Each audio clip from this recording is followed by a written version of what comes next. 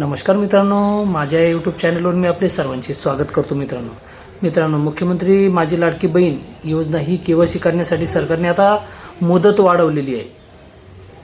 तर ते आपल्याला ही केवायसी कशी करायची त्याबद्दल मी आता ह्या व्हिडिओच्या माध्यमातून तुम्हाला थोडी माहिती देतोय। त्या पद्धतीने तुम्ही जर ही केवायसी केली तर तुम्ही घरच्या घरी पण मोबाईलवरती तुम्ही केवायसी करू शकता। तर महाराष्ट्रातील लाखो महिलांसाठी मुख्यमंत्री माझी लाडकी बहीण योजना ही एक मोठी अशी आधारस्तंभ ठरली आहे। या योजनेअंतर्गत पात्र महिलांना दरमहा 1500 थेट बँक खात्यात जमा होतात, त्यामुळे त्यांना आर्थिक स्थितीत सुधारणा होते। मात्र योजना सुरळीत चालवण्यासाठी ही केवायसी प्रक्रिया ही अनिवार्य आहे, म्हणजे सगळ्यांना ही केवायसी करणं गरजेचं आहे।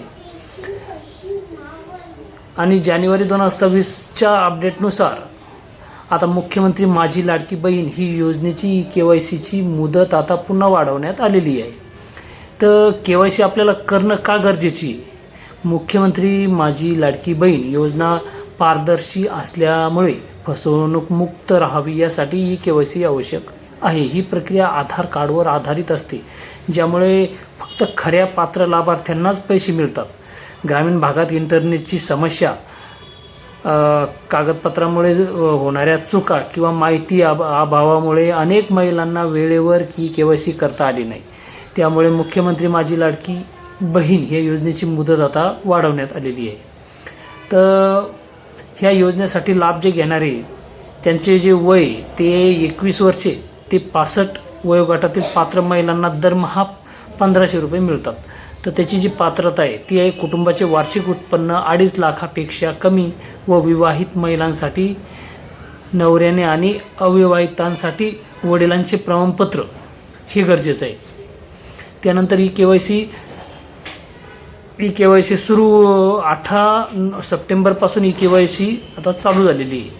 तर मागील मुदत जी होती ती होती 18 नोव्हेंबर ते 31 डिसेंबर। आता त्याची मुदत आता वाढवण्यात आलेली आहे। नवीन अपडेटनुसार आता 67 लाख महिलांना अद्याप ई केवायसी केलेली नाही। 67 लाख महिलांनी अद्याप ई केवायसी केलेली नाही, त्यामुळे त्यांचे हप्ते थांबलेले। तर ई केवायसी करण्यासाठी मी स्टेप बाय स्टेप तुम्हाला माहिती देतोय। आता आपल्याला सर्वप्रथम याची प्रक्रिया ही खूप सोपी आहे। मुख्यमंत्री माझी लाडकी बहीण योजनेची केवायसीची प्रक्रिया एक सोपी आहे। तुम्ही घरी बसून मोबाईल किंवा कॉम्प्युटरवरून करता येईल एवढी सोपी आहे। तर तुम्हाला साईटवर जायचं आहे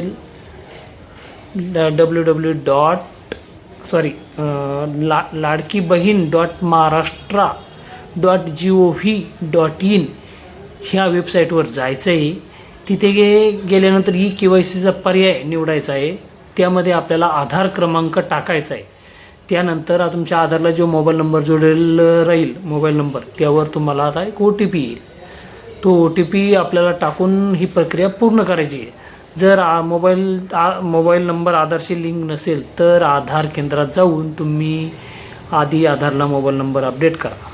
अंगणवाडी सेविका किंवा नजीकच्या CSC केंद्रावरही तुम्हाला या संदर्भात मदत मिळू शकते। मुख्यमंत्री माझी लाडकी बहीण योजनेचा हप्ता सुरळीत मिळवण्यासाठी लवकरात लवकर ई केवायसी तुम्ही करून घ्यावी।